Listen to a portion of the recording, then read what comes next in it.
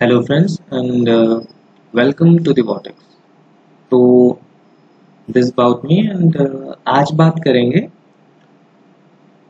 Soil के कुछ questions की जो कि आपसे इंटरव्यू में पूछे जा सकते हैं। तो चलिए शुरू करते हैं। पहला question, what is aeolian soil and give an example. तो इओलियन सॉइल क्या होती है? वो सॉइल जो कि डिपॉजिट होगी by the action of wind, हवा के वजह से जो कि सॉइल डिपॉजिट होती है उसी सॉइल को हम इओलियन सॉइल बोलते हैं। अब ये इओलियन सॉइल क्या होती है? ये यार इसको फ्राइबल, कोलैप्सिबल सॉइल भी बोल सकते हो, कंप्रेसिबिलिटी ज़्यादा होती है ऐसा बोल सकते हो। एग्जाम्पल क्या है? लोअस। दूसरा question, why void ratio is preferred rather than porosity. तो ये क्वेश्चन ध्यान से सुनो। देखो, वॉइड रेशियो का फॉर्मूला आपको पता है, पोरोसिटी का फॉर्मूला आपको पता है। Void ratio is equal to volume of void over volume of solids.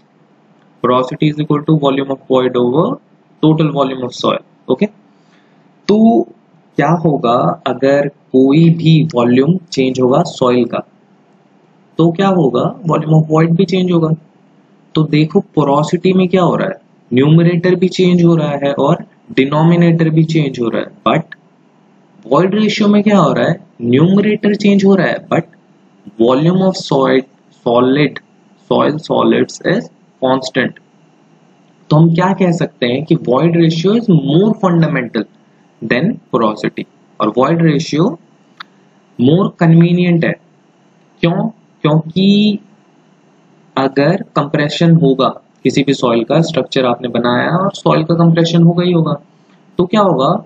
आपके पास एक चीज कांस्टेंट है, आप उस पर वर्क कर सकते हो। वॉल्यूम ऑफ सॉइल सॉलिड्स आपके पास कांस्टेंट है, उस पर आप वर्क कर सकते हो, तो it is more convenient. Okay, then shear strength of a soil at liquid limit is zero, true or false? It is false। बहुत बच्चे इस क्वेश्चन में गलत हो जाते हैं और ये क्वेश्चन EAC में भी आया है। shear strength of soil at liquid limit is not zero, it is negligible। 1 से 2 के बीच में होती है या फिर 1 से 3 के बीच में होती है। किसी बुक में 1 से 2 लिखा होता है, किसी बुक में 1 से 3 लिखा हुआ होता है kilo newton per metre square. तो it is negligible but not zero. Okay, then relative density versus relative compaction. Formula आप बता सकते हो, रिलेटिव डेंसिटी का भी बता सकते हो और रिलेटिव कॉम्पैक्शन का भी बता सकते हो। फिर उसके बाद वो पूछेंगे कि एक्चुअली में क्या है। फॉर्मूला तो चलो आपने बता दिया, बट एक्चुअली में और कुछ। तो आप ये बोल सकते हो कि relative compaction can not be zero but relative density हो सकती है। रिलेटिव डेंसिटी आपकी जीरो हो सकती है बट रिलेटिव कॉम्पैक्शन नहीं हो सकता। Relative compaction is equal to gamma D field over gamma D lab. Okay, और रिलेटिव डेंसिटी का फॉर्मूला बता दो, E max minus E over E max minus E minimum.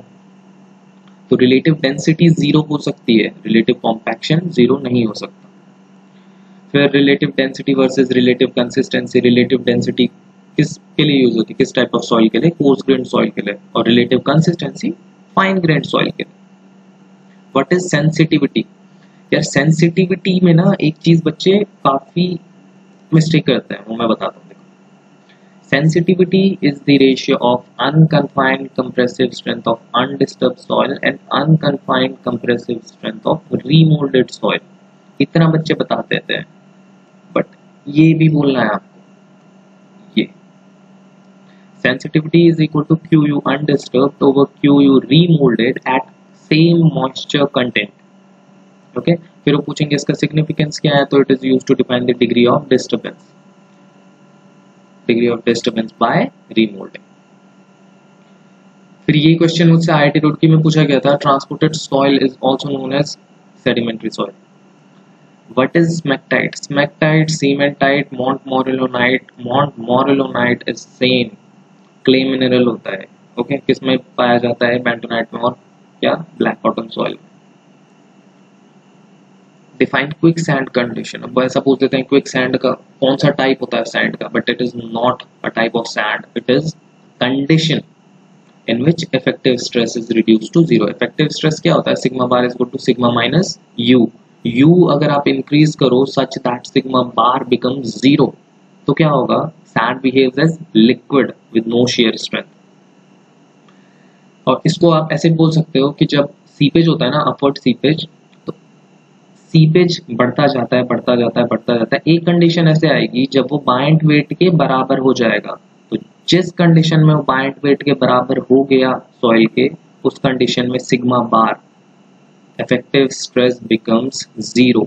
और आप क्या बोल सकते हो, the sand appears as boiling. इस कंडीशन में क्या होता है कि सैंड के पार्टिकल्स ना ऊपर आने लग जाते हैं, तो ऐसा लगता है कि सैंड बॉयल हो रही है, तो इसी को आप बॉइलिंग कंडीशन भी बोलते हो। फिर will quick sand condition occur in clay soil, clay soil में होगा? नहीं होगा। क्यों? क्योंकि अगर उसका इफेक्टिव स्ट्रेस 0 भी हो जाए फिर भी उसमें शेयर स्ट्रेंथ रहेगी। क्यों? क्योंकि उसमें कोहेजन है। Tau is equal to c plus sigma bar tan phi। अगर सिग्मा बार 0 भी हो जाए तो tau is equal to c, cohesion है उसमें, तो उस पर शेयर स्ट्रेंथ होगी। ओके, यहाँ पे ये देखिए cohesion will come into picture. What are index properties of soil? Index, यार कॉपी की इंडेक्स बनाते हैं ना नोटबुक की, सेम चीज है। Those properties of soil which help in identification, classification of soil is known as index properties. So properties which help in identification and classification of soil. तो example क्या है? Specific gravity, MC मतलब moisture content. Quicksand versus liquefaction. Quicksand is static while liquefaction is dynamic. अब ये देखो, ये पूछ लेंगे कि will you buy moist sand by volume? कभी कभी क्या होता है कि ट्रक भर के ना सैंड आ जाता है, गीली होती है और रेत, तो वो क्या करते हैं वॉल्यूम के हिसाब से खरीद लेते हैं कोई लोग। तो वो ऐसा पूछेंगे एग्जाम में कि ये सही है या गलत। तो नहीं, आपको ऐसे सैंड नहीं खरीदनी होती। क्यों? क्योंकि वो बल्किंग हो जाती है, वहां पे सैंड का वॉल्यूम इंक्रीज हो जाएगा। अब सैंड का वॉल्यूम इंक्रीज हुआ और आप बाय वॉल्यूम ले रहे हो तो आप घाटे में हो, ठीक है, क्योंकि वो तो बल्क हो चुका है। 4 से 5 मॉइस्चर कंटेंट में मैक्सिमम बल्किंग होती है। अब हमको क्या करना है, जैसे ही वो रेत सूख जाएगी ना, जैसे ही वो सैंड सूखेगी उसका वेट रिड्यूस हो जाएगा, है ना। तो बाय वेट आपको लेना होता है, okay, not by volume, because of bulking of sand. Now compaction versus consolidation. Compaction क्या होता है? एक इंस्टेंटेनियस फिनोमेना। कंसोलिडेशन क्या है? एक टाइम डिपेंडेंट फिनोमेना। ओके, तो कॉम्पैक्शन में क्या होता है? Expulsion of air. कंसोलिडेशन में क्या होता है? Expulsion of water. Expulsion of air, expulsion of water. Compaction में डायनामिक लोड लगता है और कंसोलिडेशन में static. What type of soil is used in core and shell of an earthen dam? Core में क्या होता है? जीसी, क्लेई ग्रेवल, और शेल में क्या होता है? Well graded gravel. अब जीसी क्यों होता है यहाँ पे? इम्परवियस होता है क्योंकि, ओके, ताकि सीपेज ना हो। और शेल का, इसका क्या काम क्या है? वेल ग्रेडेड ग्रेवल का शेल का काम क्या है? उसको सपोर्ट करना, ओके, कोर को। तो इसीलिए यहाँ पे GW, वहां पे GC। Liquefaction is found in which type of soil? ये याद रखना, लूज सैचुरेटेड सैंड। सैचुरेटेड हमेशा याद रखना, हाँ, loose saturated sand. Why constant head test is not used for cohesive soil? अब देखो कांस्टेंट हेड टेस्ट में क्या होता है? पानी, हम परमेबिलिटी निकालते हैं, पानी पास कराते हैं सॉइल से, ओके। तो कोहेसिव सॉइल में परमेबिलिटी क्या होगी? कम होगी, पानी पास होने में ज्यादा टाइम लगा देगा। और हमको कितना चाहिए? 10 cc। तो 10 cc निकालने के लिए, 10 cc पास होने के लिए बहुत ज्यादा टाइम लग जाएगा। तो इतना ज्यादा टाइम हमारे पास है नहीं, तो इसीलिए हम कांस्टेंट हेड टेस्ट नहीं करते for cohesive soil as it will take more time to perform the test. अब ये पूछ देंगे कि why falling head test is not used for cohesionless soil? Sand के लिए क्यों नहीं यूज कर सकते? अब देखो falling head में क्या होगा? एक हेड से दूसरे हेड में पानी पास होगा फॉर फाइंडिंग आउट परमिएबिलिटी। तो इतने जल्दी पास हो जाएगा ना कि आपको रीडिंग नोट करने का टाइम ही नहीं मिलेगा, ओके। तो time interval will be very less, इसीलिए आप ये यूज नहीं करते। Why one can walk easily near seashore? Seashore, okay. क्यों? क्योंकि कैपिलरी एक्शन होगा ना, कैपिलरी एक्शन होगा तो नेगेटिव पोर प्रेशर आया, नेगेटिव पोर प्रेशर से sigma bar is equal to sigma minus u. अब यू नेगेटिव है तो सिग्मा प्लस यू हो गया। अब तो सिग्मा बार क्या हुआ, effective stress increases. Okay, effective stress increase हो गया तो आपका शेयरिंग स्ट्रेंथ भी इंक्रीज हो गई। तो सॉइल की शेयरिंग स्ट्रेंथ इंक्रीज हो गई, इसीलिए आप इजीली चल सकते हो बीचेस पर।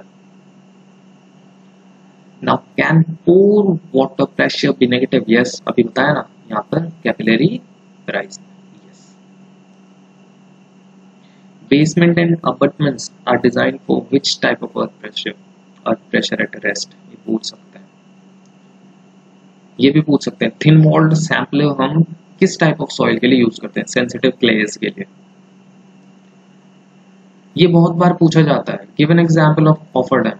अब वो बोलेंगे कॉफर डैम कहाँ कहाँ पे है बताओ, तो इस पे घबराना नहीं है, सीधे सीधे बोल दो coffer dam is a temporary structure, है ना। कॉफर डैम हम क्यों बनाते हैं? कॉफर डैम हम कहीं पर भी बना देते हैं ताकि वर्किंग एरिया जो हो हमारा वो ड्राई हो, फिर हम कंस्ट्रक्शन करें और वो कॉफर डैम क्या है फिर से हट जाता है, वो टेम्पररी स्ट्रक्चर है। तो उसका एग्जाम्पल पूछेंगे तो डरना नहीं है वहां पे। Okay, coffer dam is a temporary structure.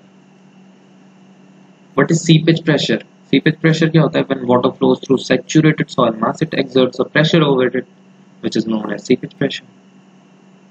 Which clay mineral is present in BC soil, black cotton soil, montmorillonite? Which drainage condition is used for sandy soil? Sandy soil में आप CD consolidated drained कर सकते हो क्योंकि वो drain हो सकता है। ओके, तो इसीलिए आप CD करते हो।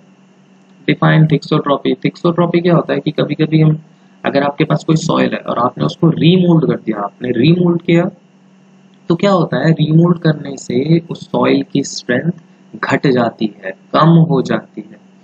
अब अगर आप उसको कुछ देर छोड़ दोगे ना, अनडिस्टर्ब्ड छोड़ दोगे, तो कुछ टाइम बाद वो अपनी कुछ स्ट्रेंथ रीगेन कर लेता है।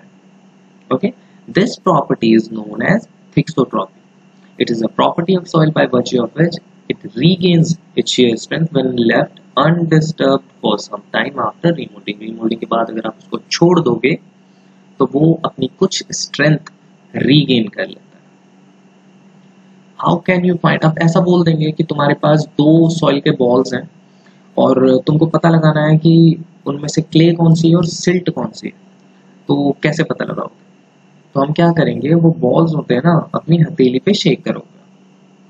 अगर कोई भी पानी उसमें अपेयर नहीं हुआ, अगर शेकिंग के टाइम पे कोई भी वाटर उस बॉल पे, सॉइल बॉल पे अपेयर नहीं हुआ तो वो क्ले है, अगर अपेयर हो गया तो सिल्ट है।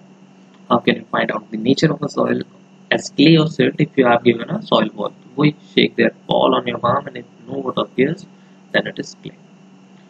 What is shallow foundation? ये क्वेश्चन में सबसे इंपॉर्टेंट ये चीज है, ये पूछ लिया जाता है। shallow foundation क्या होता है? if depth of foundation by width of foundation is less than equal to 1 then it is shallow foundation. ये काफी टाइम पूछ लिया जाता है। इंटरमीडिएट फाउंडेशन किसको बोला जाता है? तो depth of foundation over width of foundation is less than 15 then it is known as intermediate, and if depth of foundation over width of foundation is greater than 15, this ratio is greater than 15, then it is known as deep foundation. Types of shear failure, general shear failure, local shear failure and punching shear failure, ये पूछ लिया जाता है। एक चीज याद रखना, allowable bearing capacity. Okay, bearing capacity नहीं पूछता है, वो पूछेंगे अलावेबल बियरिंग कैपेसिटी। तो अलावेबल बियरिंग कैपेसिटी क्या होगा? नेट लोडिंग इंटेंसिटी, ये याद रखना, नेट है यहाँ पर। Okay, net loading intensity at which soil neither fails in share nor in settlement. ना वो शेयर में फेल होगा, ना ही सेटलमेंट क्राइटेरिया को वो फेल करेगा, मतलब सेटलमेंट क्राइटेरिया के भी वो अंदर रहेगा। बियरिंग कैपेसिटी में यहाँ पे ग्रॉस आ जाता है। ओके, और अगर शेयर, ये सेटलमेंट आता नहीं, शेयर आता है, ग्रॉस होता है, वो बियरिंग कैपेसिटी होता है, ये अलग है, अलावेबल बियरिंग कैपेसिटी है।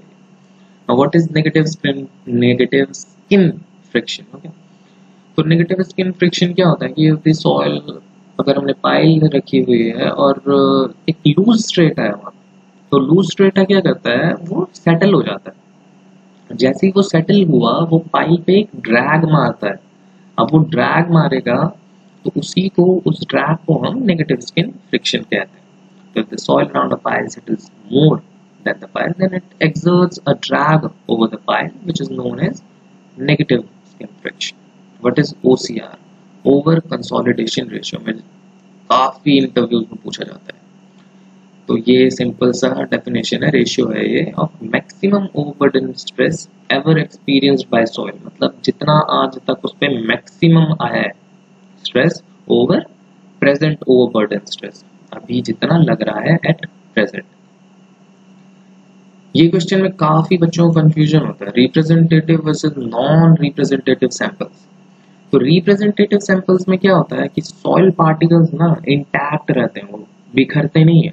जैसा आपके पास सॉइल सैंपल आपने लिया है वो वैसा ही रहेगा, बट उसमें मॉइस्चर कंटेंट और स्ट्रक्चर चेंज हो जाता है। सॉइल पार्टिकल्स तो वही रहेंगे, पर सॉइल स्ट्रक्चर और मॉइस्चर कंटेंट चेंज हो सकता है। बट नॉन रिप्रेजेंटेटिव सैंपल में ना सब कुछ चेंज हो जाता है। ठीक है। Now which type of foundation would you provide for black cotton soil, raft या फिर अंडर रेम्ड फाउंडेशन आप यूज कर सकते हो। और आप उसे वो यही पूछ लेंगे कि ब्लैक कॉटन सॉइल की एक्टिव डेप्थ क्या है, मतलब किस डेप्थ में वो ज्यादा एक्टिव होती है, स्वेलिंग या श्रिंकेज कैरेक्टरिस्टिक्स किस डेप्थ में ज्यादा होती है। तो 1 to 3 मीटर में वो ज्यादा होती हैं। तो खत्म, इतने ही क्वेश्चंस थे सॉइल के मेरे अकॉर्डिंग जो कि पूछे जा सकते हैं। तो अगर आपको ये वीडियो अच्छा लगा हो तो प्लीज सब्सक्राइब एंड कमेंट करो अगर आपकी कोई क्वेरी हो सॉइल से related. I try to solve it. Okay, thank you and yes, all the best for your future.